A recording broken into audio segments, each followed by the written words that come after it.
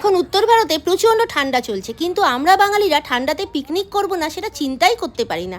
Tent লেগে গেল, বসে গল্প করার জন্য শতরঞ্চি বিছিয়ে দেওয়া হলো, আর শরীর গরম রাখার জন্য কাঠকয়লা দিয়ে আগুন জ্বালানো হলো। আসলে দিল্লিতে এখন যা ঠান্ডা চলছে, তাই এই ভোরবেলা ঠান্ডার হাত থেকে বাঁচার জন্য আঙ্গেঠির ব্যবস্থা করা হয়েছে।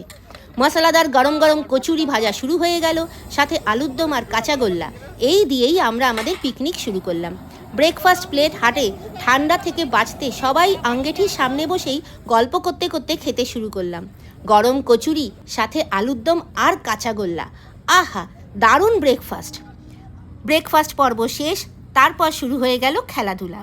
পিকনিকে এসেছি আর খেলবো না তা কি হয়? ছেলে মেয়ে নির্বিশেষে সবাই ক্রিকেট খেলা শুরু করলাম। আসলে সারা বছর আমরা না খেললেও পিকনিকে এসে এমন খেলি, মনে করি ওয়ার্ল্ড কাপ হাতে আজ বাড়ি ফিরতেই হবে। তাতে যদি কারোর হাত পা ভেঙে যায়, ডোন্ট কেয়ার, খেলতে তো হবেই। স্টার্টারে আছে আমাদের চিকেন পকোড়া আর ফিশ ফ্রাই, তাই জোর কদমে ম্যারিনেশন স্টার্ট হয়ে গেছে। গরম গরম ভাজা হচ্ছে আর সবার প্লেটে চলে যাচ্ছে। চলুন সবার সাথে একটু কথা বলি, তাদের পিকনিক কেমন লাগছে। কেমন লাগছে পিকনিক? খুব ভালো লাগছে। খুব ভালো। খুব ভালো, দারুণ। পিকনিক কেমন চলছে সেক্রেটারি বাবু? দেখুন, এখনো পর্যন্ত তো স্থিতাবস্থা বজায় রয়েছে। এর পরবর্তী পর্যায়ে কি হবে বলতে পারছি না। পিকনিক কেমন চলছে? পিকনিক খুব ভালো চলছে। আমি মাত্র খেতে পেয়েছি চিকেন পকোড়ার জয়। চিকেন পকোড়া, কিন্তু ফিশটা এখনো পাইনি। ফিশটা পেলে আমরা বলতে পারবো। হেরে গেছে, বলতে পারবো আমি আমার পয়সা কালেক্ট করে যাচ্ছি।